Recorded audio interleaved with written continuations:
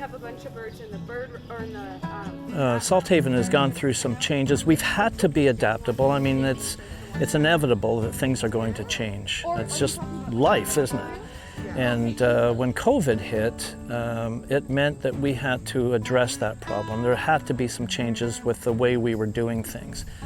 So, you know, the obvious thing was wearing masks, in some cases PPE gear and so on. But we had to be more cautious in the way we were doing business. And it was a bit of a kick in the teeth in a way, in the sense that we used to work with about 120 clinical volunteers. And we had to reduce that number because that many volunteers in the clinic, not all at once, mind you, but it just was not going to be safe. So we scaled back to about half the volunteers as we would normally use.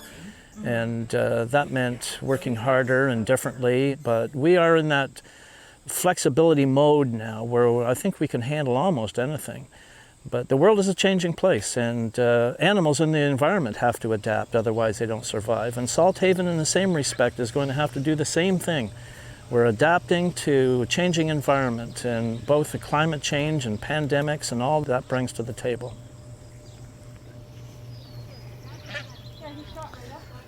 So what we got here is a mourning dove that's been with us for several weeks, and still not flying properly. He's crabbing. In other words, he's flying this way instead of straight ahead, which uses a lot more energy. And yet there's no fractures that we can feel. So this has to be some internal damage. Maybe muscular, we're not sure. But we're getting to a point now where we have to make a decision on him as to which way this is going to go.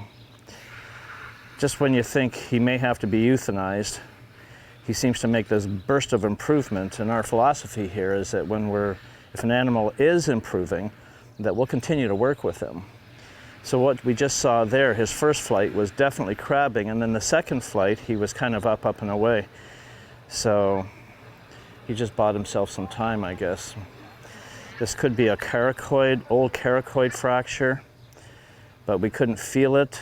Doves have a really kind of unique physiology here, in that their chest muscles are kind of big, and it's difficult to feel if there is a fracture in the caracoid. But we'll just have to give him another couple days here, and hopefully we'll see continued improvement. Hey, Ken, so what are we doing with the fawn? We're just working with raptors at the moment. We'll be right with you.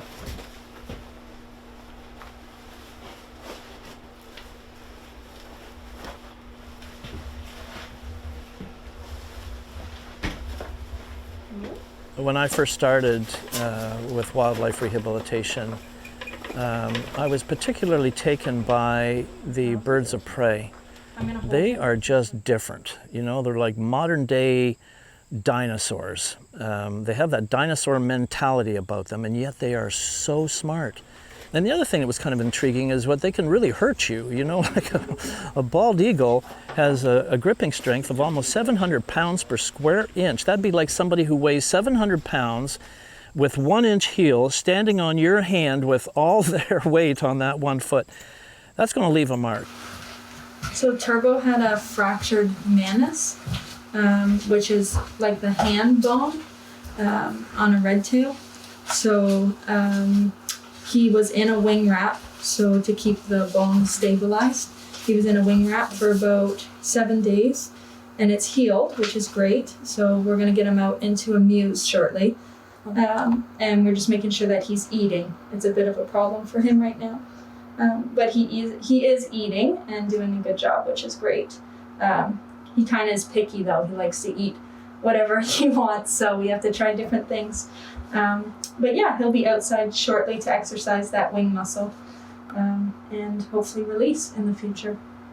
But yeah, I think this is right way. On a busy day here, we will get 100 phone calls a day for sick, injured, or orphaned wildlife. And it's almost impossible to keep up. We have 2 people that we hire through the Canada Summer Jobs Program to work in the office, man the phones, keep the books. We paddle hard here during the summer. We work a 14-hour day, but the work is going forward. We're learning. Even today, we learn things. Medicines, antibiotics, etc., that were effective 5-10 years ago aren't so effective today. So we're having to keep abreast of what's happening in that end of the world through conferences and whatnot. But it's been enjoyable because we're learning things, and I really think that humankind is happiest when they're being creative and when they're learning things. And certainly we're right in the thick of that, so we're happy.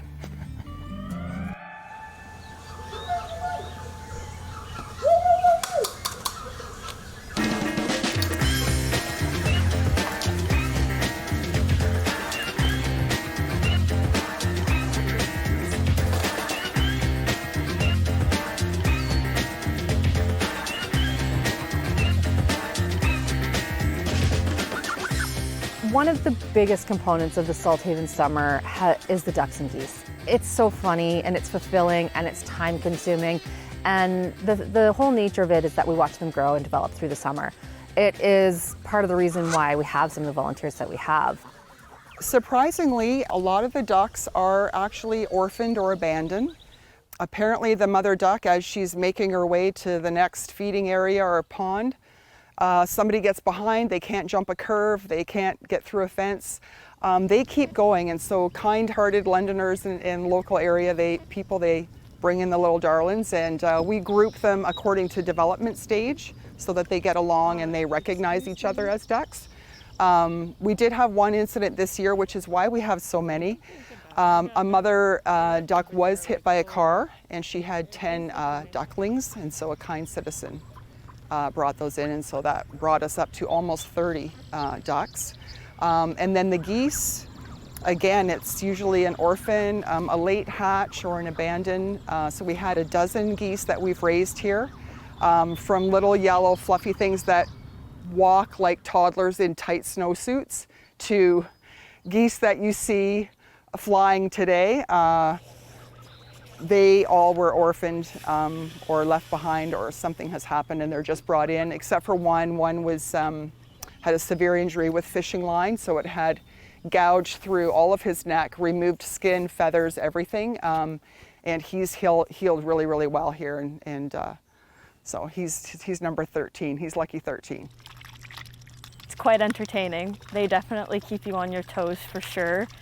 At one point, we had to start having 2 volunteers out there with all the ducks and the geese. The geese weren't that bad. Like, they would hang around you, sit around you in circles, chew at your shoelaces and such. I loved being around them, but it was the ducks that were the menaces and would slowly run off one by one. So you wouldn't notice, like, out of 40 ducks, you wouldn't notice that like 10 are missing because they'd each just slowly walk away. And the one time I was working an evening shift with a couple other volunteers, and we were counting all the ducks, and we were like, we're missing 10. Like, where'd they go?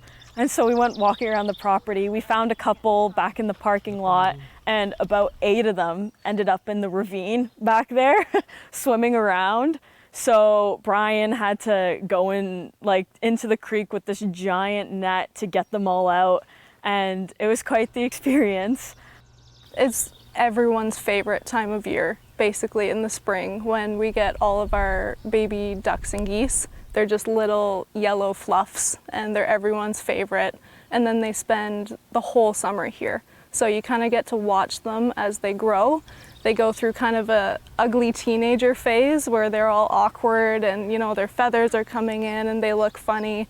And then closer to the end of the summer, they start doing their practice flights. So they usually go into our fields and they have like crash landings, and they're really awkward, and it's fun to kind of get to watch them go through all those phases that you wouldn't normally get to see.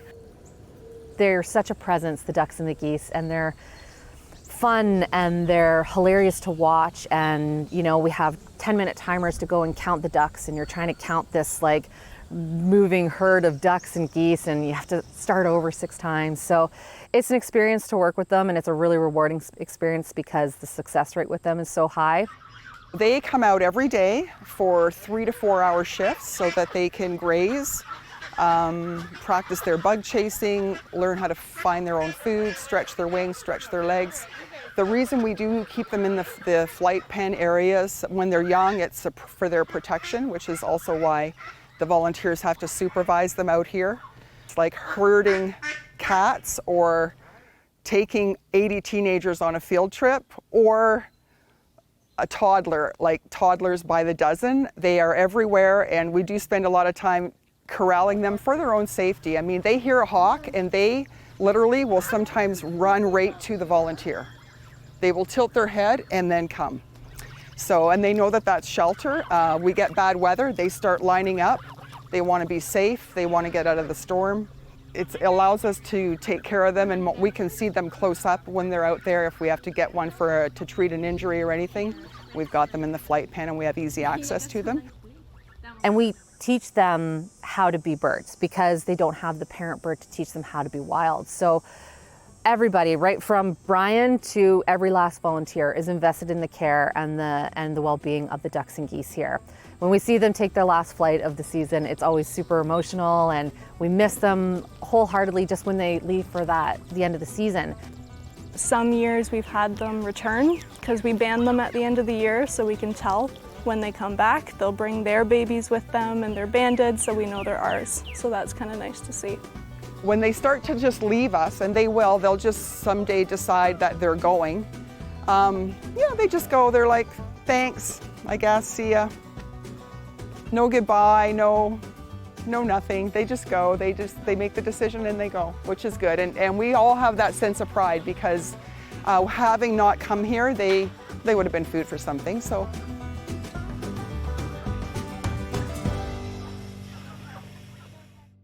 So this muse here was built in 2020 by a company called Built It. Mark Delgard helped with the design and the implementation of that design. And it's a 7-roomed muse, and it has an open roof in a section because birds of prey love when it rains. It gives them an opportunity to kind of have a shower, if you will. And they're always provided with water in their muse anyway, but there's something special about the rain that they really like. So it's open. It also helps with ventilation. We have lighting in there for the birds as well. We have heaters in the evening, in the wintertime, or throughout the night rather. And we also have a misting unit in there so that at any temperatures above 27 degrees, the misting units come on, and that evaporation creates a coolness in the air. And it lowers the temperature a few degrees, in some cases 3 or 4 degrees, depending on which way the wind's blowing here. So it's been a real benefit to Salthaven in the recovery of sick, injured, or orphaned wild birds of prey that come to us.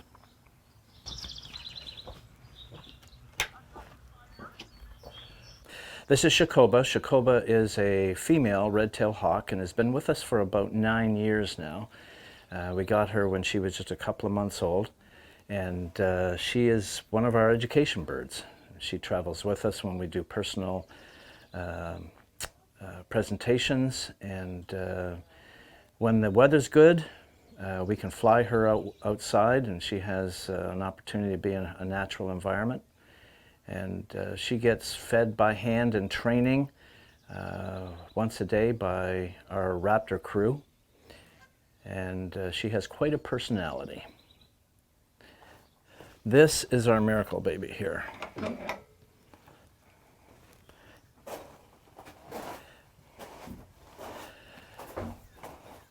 The raptor crew have dubbed her Veda, and Veda came to us as a result of a crow attack when she was still a nestling, and the progress has been absolutely incredible.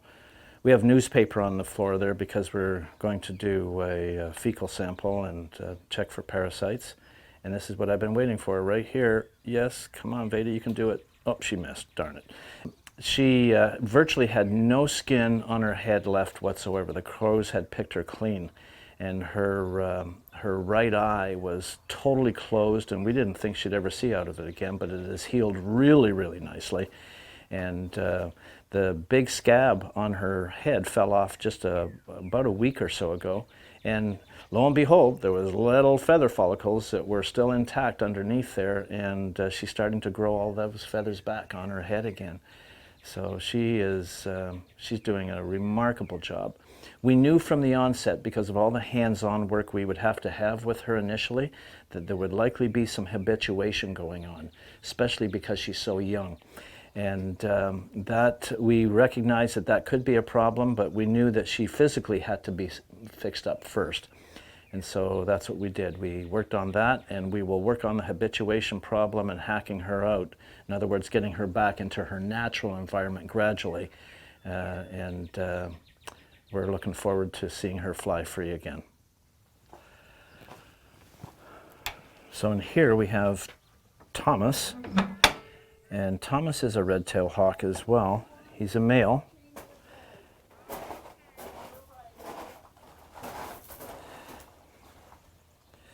And Thomas was hit by a car and lost sight in one eye.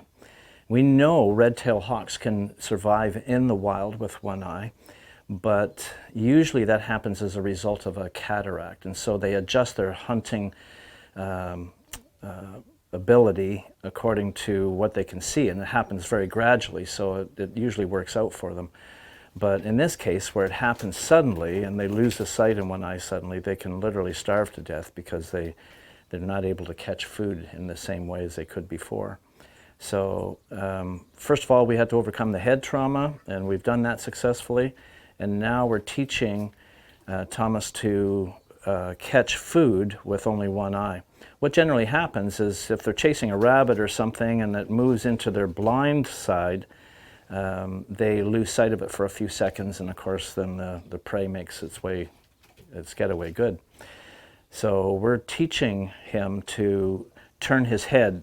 We have a lure that we've been feeding him with, and the lure has food attached to it, and so he becomes aware that the lure is associated with food. And the next step is to get him to chase the lure. And once he's doing that, then we put stakes in the ground so that the lure changes direction. And because prey in the wild is not going to run in a straight line. And once he's able to catch that lure, and in running in a straight or in with a changing direction, especially to his blind side, then when he's accomplished that feat, then he's good to go. Now Thomas has anklets and jesses on, and that's because we have been working her and flying her, keeping her muscles in good shape, and we do that on a creance line. And the creance line allows us to maintain control so they don't fly off, but gives them a maximum amount of flexibility as far as which direction they want to fly and how far they want to fly. It's about a 400-foot creance line. And this is Shakar. Shakar is one of our education birds. Come on in. Hey, Shakar. Hello. How you doing? How you doing? Shakar is a lagger falcon and has been with us now for 17 years. They have a life expectancy of about 25 years in the wild. And he is very, very fast. He's an education animal and travels with us on our education programs. With the Zoom world that we live in now, he also makes appearances on that and flies free about maybe half an hour a day, depending on weather. When it's too hot or it's raining or whatever, then of course we don't fly him. But otherwise, he gets an opportunity to work out on a daily basis. And very, very fast. We clocked him about 3 or 4 years ago at 119 kilometers an hour on the straight and level, so he's pretty quick. And in a dive, their species can dive at about 250 kilometers an hour. And their feathers are very, very stiff as well to accommodate the speeds that they fly at. They have the ability, as all raptors do, to turn their heads 180 degrees. You know, we can only do ours about 90, without a chiropractor at least. But they can turn their head right around to 180 degrees. Shakar's diet consists of mealworms, crickets, mice, chicks that they're dead and frozen, of course, but we thaw them out, and he loves those as well. And he also gets a multivitamin a couple times a week called VitaHawk, strangely enough. But that just helps, a lot of the food that we feed him, in fact, all the food we feed him is already dead and frozen. So there are some nutrient value that is lost in that process. So we make up for that with a multivitamin twice a week. This great horned owl was hit by a car a couple of weeks ago and had a fractured caracoid, kind of like our collarbone. And so we were able to wing and body wrap him, and with physiotherapy, he's come through it really good. So he's holding that left wing a lot better now. Still not flying 100% yet, but making progress. He eats about 5 or 6 large mice every night, which is a real testimony to how these animals in the wild contribute to rodent population control. One of the problems we have is that the very animals that are helping us with that population control are being poisoned. And they're being poisoned because of the expansionary us as humans. We put out rat poison, and mice and rats eat that, and then the owls catch those mice and rats, and they get the poison too, and they end up dying. In this case, it wasn't rat poison, it was a vehicle strike that brought him to Salthaven. But we see far too many owls and hawks every year that are suffering from rat poison, and the vast majority of them don't make it in spite of our best efforts. Snap traps are best. We don't encourage people to use snap traps outside because that creates problems. But if you're going to use snap traps, use them indoors, and that'll do as good a job, better for the environment, and we'll get rid of your mouse and rat problem as well. Or the alternative is you can promote guys here like this great horned owl or even screech owls to be encouraged to your area, your home. And you can do that by setting up owl boxes. These guys are nesters, so they're not cavity dwellers, but screech owls certainly are. Oftentimes they will nest in a nest box put up in the backyard. Invariably, those mice are going to go outside, and when they do, the owls are right there. A family of little screech owls will eat almost 1,000 mice a year.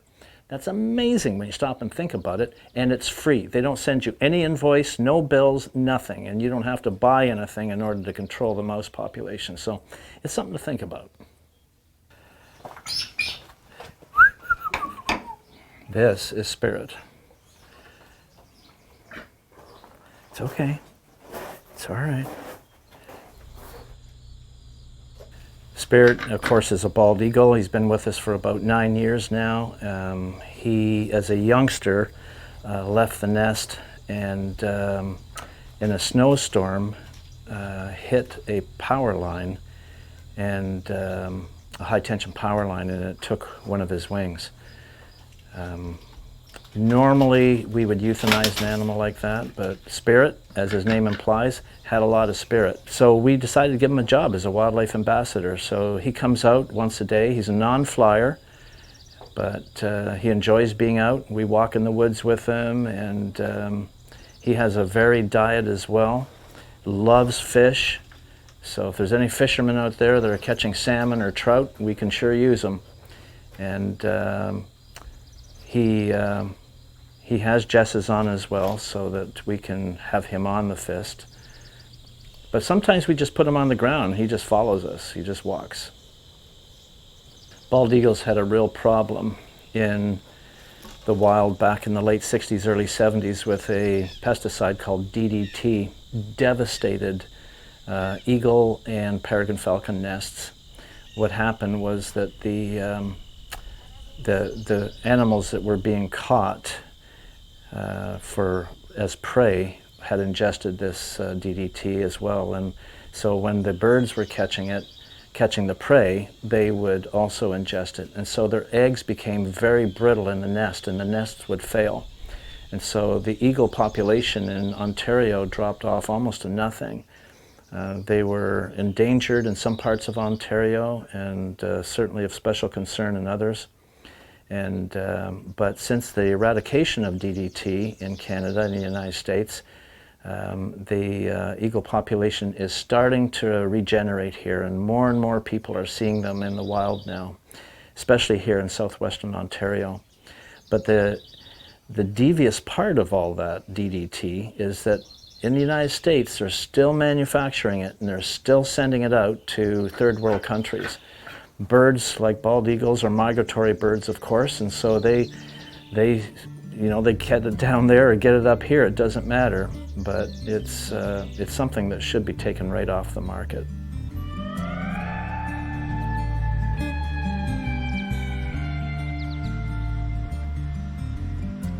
In this little corner of the world called Salthaven, it fosters a sense of wanting to know what's going on in nature, to the extent that I think Salthaven has become a little bit of a barometer in the environment as to what's going on with animals, wildlife at least. And we keep pushing that idea that we want people to understand the plight of Canadian wildlife. It's not getting better. With climate change doing what it's doing, it's hard for animals. It's hard for humans, and the animals out in the wild, they have problems with food. When they migrate under normal circumstances, they get here and there's no food available because the climate's changed, and so has the seasons. And so, yeah, it's an interesting work.